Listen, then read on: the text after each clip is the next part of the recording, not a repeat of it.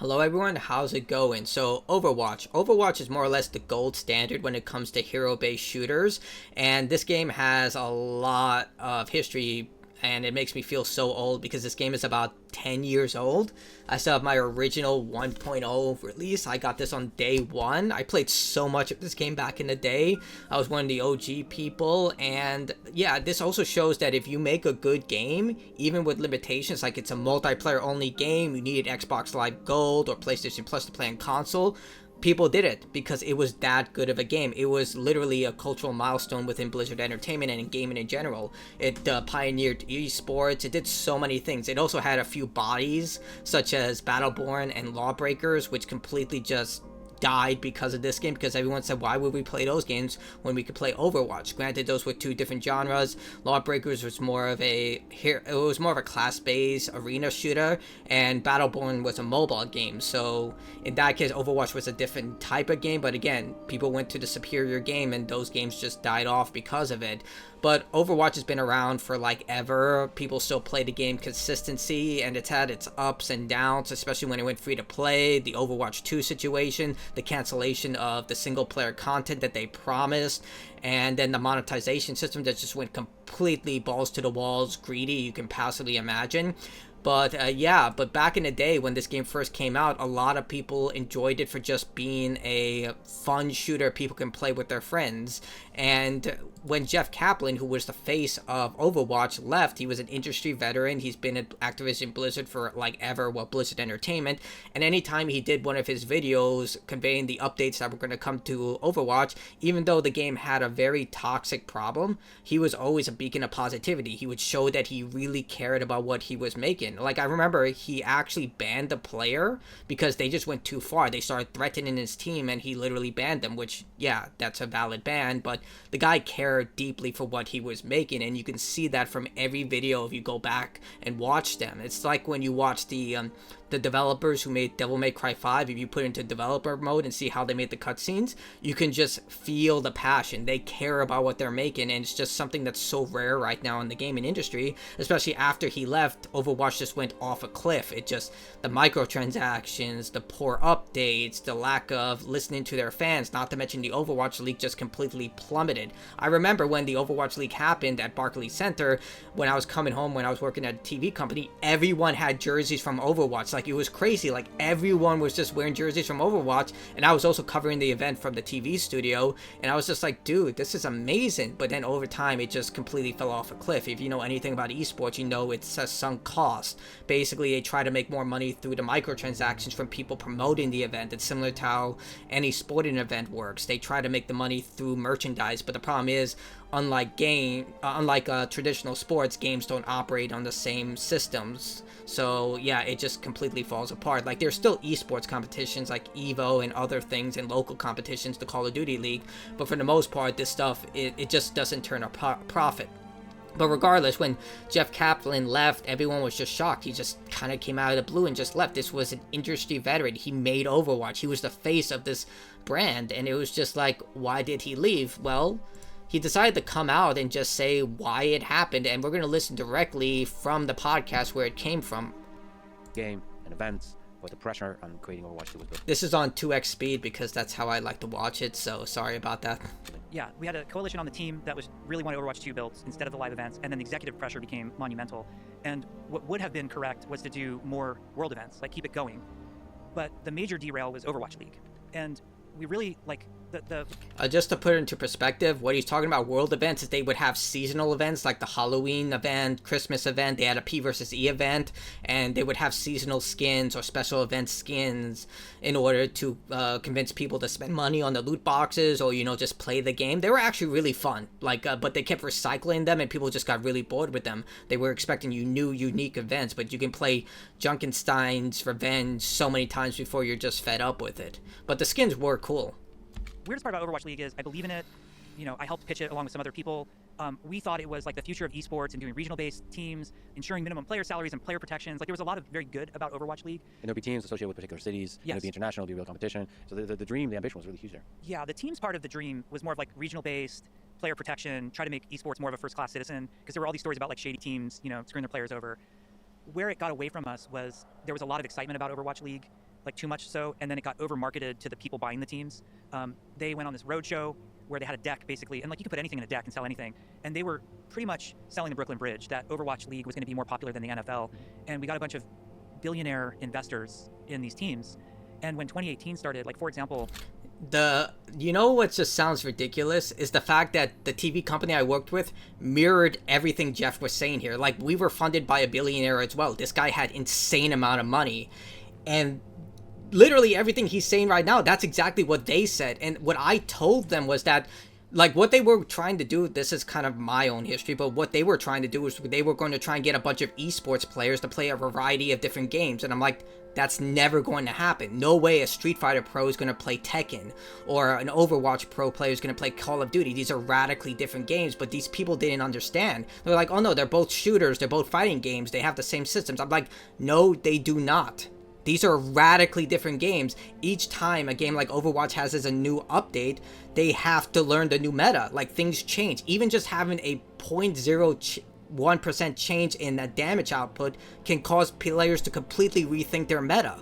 And they just couldn't understand that. And these were guys who worked for like the MLB, the NFL, the NBA, and they kept treating it like it was the same thing. Like, it's not the same thing. A 3-point shot from the NBA is still a 3-point shot. But guess what? If someone changes Diva's Digital Matrix shield in from, like, I'm just making up a number because I haven't played Overwatch for a while, say it was 5 seconds, and they reduced it to 4.5 seconds. That is such a massive change for an esports player. They have to rethink everything. Like, everything matters, but they just couldn't fathom that. It gives me flashbacks about this, and they hired me in as a consultant, and they just wouldn't listen to anything I said.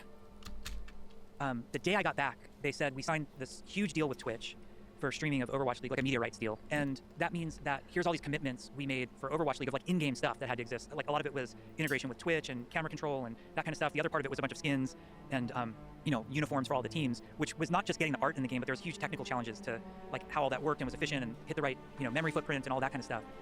And so all of your plans at that point kind of go out the window. Like, you're not going to work on new world events. You're not really even focused on Overwatch 2. You're just kind of treading water. There was a lot of talk of like, oh god. It just reminds me, you remember when Apex Legends got hacked by people who wanted Titanfall 2 to be saved? And you know what they did? They immediately fixed it because it screwed up with the store. The store always works, but the game, that doesn't matter. That comes secondary. This is it's mirroring everything that we know about executives. We don't care if the game is broken as long as the money that's generating the store generating the money is working. That's all that matters. The deal didn't go well, and we've got to do make goods to make the deal better for them. I'm like, just give them some money back. Like, if the deal isn't what people wanted, like, putting it on us, the Overwatch team, to like support this beast. Yeah. And it was a great idea. You see, he's thinking like an actual human being. He's thinking like a rational person. But they don't, like, it's like the bosses I used to have. They don't think like rational people when you give them like actual logical reasonings behind this, because Jeff's a gamer. He understands this. Most of these people in leadership, they're not gamers. They're not one of us. So it's just like, their mentality is that you just get a bunch of people together and you'll make a great game. Just keep putting more and more people to it. That's kind of how I see management in gaming nowadays. They just keep adding more people, more studios, more everything. It becomes so hard to manage to the point that it's impossible, and then suddenly it collapses into itself. Like, look at what's happening with Game Pass. They bought up all these studios, they can manage them, and they're all collapsing on one another.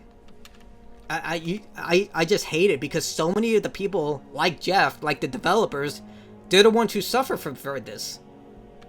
Idea that the wrong instincts and sort of, I don't know how to phrase this in a way that's not damning, but there was too much focus on let's make lots of money really fast. And a lot of people got dragged into it. And while Overwatch League was great for Overwatch in terms of the players that it brought in, like, and the Overwatch League players, they were awesome. I love them. The Overwatch League staff at Blizzard, some of the nicest, most motivated, great creative people. Like, all these organizations got built, and they were all great, but it was a house of cards waiting to fall. And it became more about the money versus the quality of the experience of the different teams playing together and actually building this ecosystem of esports. The financial reality kicked in, where these teams, now we didn't just have executives at Activision and Blizzard who cared about the bottom line of Overwatch. We had all these people who basically invested in the game, and then they started to express their opinions. Originally, the business model was going to be that they were going to do in-person events, and there's going to be big ticket sales and then merch, and all of that. And I think really quickly everybody learned, like, yeah, we can't do in-game events when you have a London team and a Shanghai team, and Like, how does this work? So that fell apart super quickly. The merch was good, but it wasn't going to be making NFL level money, whatever insanity anybody thought that was going to be. Dude, the same things that those TV people told me. Oh, we're gonna get a bunch of esports players. They're gonna play a bunch of games. We're gonna have a huge tournament and all that. Same thing. Like, they have these delusions of grandeur. They think that, like, here's another thing. I don't think I mentioned it. They tried to run the TV company and these esports events that they wanted to cover like they were working at these sport organizations. Like, one of these employees would tell me, oh, this is what we did it at the MLB, and I literally had to tell him, this is not MLB, this is Overwatch, this is Call of Duty. Like, they don't operate on the same playing field, and it's hard for you to tell these people this because they still think in their mind that video games are just a kid thing. Like, it's just a little toy, that how Toys R Us used to market the Nintendo consoles, because they had to market them as toys because people, it's like that same mentality. They don't understand video games, and because of that, you have a gamer trying to explain to non-gamers, like, this nonsense that goes through their head. So everybody quickly defaulted back to, hey, didn't Overwatch make like $500 million just in the live game last year? What can we sell and what can you give us? That pressure comes onto the team. And then the pressure to ship Overwatch 2, and all care and love that we had for like the live game and the live server. Let's just make events and new heroes and new maps. We're losing all these resources. And it got to the point, you know, my exit at Blizzard, I believed in Overwatch 2. I think we could have made a great game. I have a lot of hindsight of like how I would have designed that game differently with what I know now versus what ultimately we didn't ship. And there's Overwatch 2 is out now, but it's not the Overwatch 2 that we planned and announced. So when you're referring to Overwatch 2 in this conversation, you're referring to the PvE version. The PvE version. Which, by the way, I would have loved to play. I'm one of the people that were, Overwatch is great, but the PvP, but I would have loved to play the PvE version. I think everybody would have loved to have played it. And there's a misconception online that all I cared about was PvE and I didn't care about PvP. All of the Overwatch 2 PvP maps were something that I said to the team over and over. We have a PvP audience. If we get anything right, it has to be the PvP. We would be lucky to welcome these PvE players, but that's not guaranteed. So it was never a PvE only focus. It's just almost expanding it to also the E. And what eventually broke me was, it used to be like in 2016 and 2017, I felt very in control of the Overwatch team and the direction of the game as a game director, you know, working with Ray Gresco as a production director. It felt like we were running Overwatch, and we were very, very successful and doing a good job, and I think the fans were happy. And then as we transitioned, you know, Overwatch League was the best intention. You know, my parents always say the road to hell is paved with good intentions. That was the Overwatch League, and it ended up being an albatross. And then Overwatch 2 was the same thing. And what it boiled down for me, like what sort of ultimately broke me in my Blizzard career, was I got called in the CFO's office, and he sits me down and he says, he gives me a date, which at the time was 2020 and was going to slip to 2021, but at the time it was 2020. And he said, Overwatch has to make in 2020. And then every year after that, it needs a recurring revenue. And then he says to me, if it doesn't do dollars, we're going to lay off 1,000 people, and that's going to be on you. And that was just the biggest fuck you moment I had in my career. It felt surreal to be in that condition. And as somebody who's worked on a lot of games, made a lot of games, you get in these meetings where they're like, Fortnite has 1,400 people working on it. Dude, I just need to pause it. That is one of the most disgusting things you can say to someone, especially someone like Jeff who cares about his team. Like, you can tell, like I said in the story, like, he literally banned a player because they threatened someone on his team. This guy cared about what he was making, and he's been in Blizzard for for so many years. It's like what happened with Mark Dara. Like, as much as I disagree with what he stated about you not having the right to criticize games, I can also understand his perspective, because you work with these people, you've probably met their kids, their spouses, you've been to their birthday parties, stuff like that. Like, games are a community event. You literally have to work with everyone to create something special, and everyone has to be doing their part. Like, you develop very strong bonds with these people, and to say that to this guy and think like, oh yeah, this is a really good thing, let me put this huge stressful burden onto this guy and say, hey, this one of the most successful video game IPs in history, if you don't make this amount of money because our investors say so, we're gonna fire 1,000 people and it's gonna be your fault. I can't even imagine, like, dude, the pressure. Like, just not the pressure, like the idea, like, hey, I'm gonna have to go to these people, and like, he likely couldn't even say this to his team. Like, that would just be even more devastating, saying, hey, you either do this or else. Like, I can't blame him for leaving after that. Like, who in their right mind would stay after someone tells you that? If you just hire 1,400 people and make it free to play, we'll make that money, right? And that was, I had believed I would never work anyplace but Blizzard. If you hire 1,400 people, they will just make a good game. Dude, bro. These are how these freaking people think. You just hire more people and the game will just work. Just hire and hire and hire. Look what's happening with Battlefield right now. Like what happened with 2042. They kept toting, look how many studios are working on this game. It's going to be extraordinary. It's going to be amazing. It bloated the budget. The game was in development hell. When it launched, it was utterly destroyed and broken. And then the same thing happened with Battlefield 6. Yes, it had an incredible launch. But look at recently. All the firings that have been happening. Look at all the live service games. Look at, like, Concord, for example. Look at Highguard. Literally, Highguard had 10-cent money. Failed. Over 100 people working on this game. Failed. Concord. How many years of development? Hundreds of people. Failed. It's just like, the mentality of these people is just like, you just put more people, it'll just work. That's not how games work. Literally, look at indie successes. Hollow Knight was made by 3 people. Silksong, 3 people. Schedule 1 person. Mugetics, a couple of people. It's just like, you can't just throw people at the problem and then expect it to work, but that's how these people think. I loved it. It was part of who I was, and I felt I was a part of it, and I literally thought I would retire from the place. I never thought the day would come, and that was it. I was like, we're done here. Luckily for Blizzard, that CFO is no longer there. I mean, Blizzard is one of the greatest companies in the history of Earth. They've created so many incredible video games. It's so difficult to create so many hits, and they were done not by chasing money. They're done by small, incredible teams, the hodgepodge that you described, taking big risks and falling in love with the thing they do, and then just chasing it, working extremely hard. And just because you figured out a way how to make a lot of money doesn't mean it's not at the core this incredible creative journey that's incredibly difficult to pull off. And just because you got a bunch of really smart, creative people who have somehow figured out how to pull it off multiple times in a row doesn't mean you can just treat it like a machine every single time. Exactly. It's a beautiful journey of a hodgepodge of weirdos working together, and weirdos have to run that thing. If you ever have a chance to create something special, you have to have weirdos at the helm. And at the degree to which you don't have weirdos at the helm, creative minds at the helm, and you're a business person at the helm, get out of their way, right? You cannot have the meetings like you're describing. And I don't. Dude, he's literally describing how Bungie started off, and now look where Bungie is right now. Like, almost every great company started off like this, and then they got bought out by investors, and now investors are pushing what Jeff has to deal with, and that's why he's left. He's making a brand new, like, a survival cowboy game. It looks like Red Dead Redemption. It's not my cup of tea, but we'll see if that translates to success. Like, but at the end of the day, yeah. And there's this PC Gamer article where you go down here. This is Dennis Durkin was the CFO from that time, and it's likely this is the person he's talking about, but he can't say that because of NDA and the number that they stated.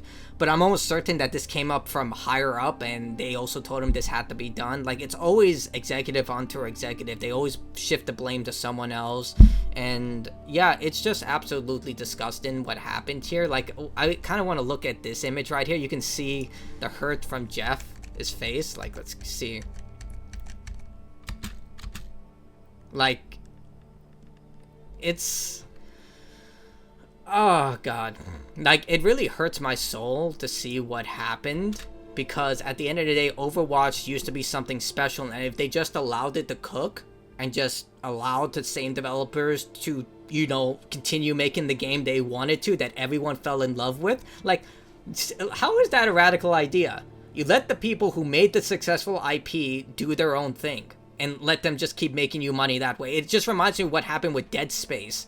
Like, if EA just allowed it to cook, allowed it to foster, it was an incredible survival horror game, and they just completely destroyed it twice. First with Dead Space 3, where they gave it an unbelievable number where they had to meet, and they destroyed it financially, and then Dead Space Remake, where the same thing happened, even though the game, like, I've heard contrasting reports, but regardless, like, if they just allowed that franchise to cook, I think it would have been brilliant, but it is what it is at this point.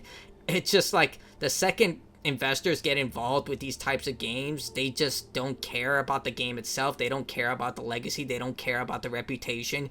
They just say, let's extract as much money as we can from the fan base, and they'll just keep gobbling it up until there's nothing left. Like, it's not like with companies like From Software, who literally have such a high legacy within the game in the gaming industry, where they literally can make anything and people will eat it up because they have a good reputation. That's why Elden Ring Night Rain did so well, because people have faith in them, and it did very well. It's a good game. I haven't played it because I'm not into multiplayer games, but I have a friend who plays it. He's like, he loves it. And then they're also going to have that Bloodborne-inspired game for Nintendo Switch. So if you build a good reputation, people will buy whatever game you make next. They'll have excitement for it. But the way they treated him is just unacceptable, and it's just, I hate that it's just the by the numbers situation. This always happens, and it just mirrors a lot of stuff that I've dealt with when I worked at that television company. Like, it's just like, it hurts that it's just everywhere. It's less about making great games and more about making so much money. And look, money is important, but now they're using so underhanded techniques to try and create these experiences while hiding their true intent. Like we saw that with High Guard, where they were saying they were indie and it turns out they were funded by Tencent. I'm never going to let that go because it's disgusting to me.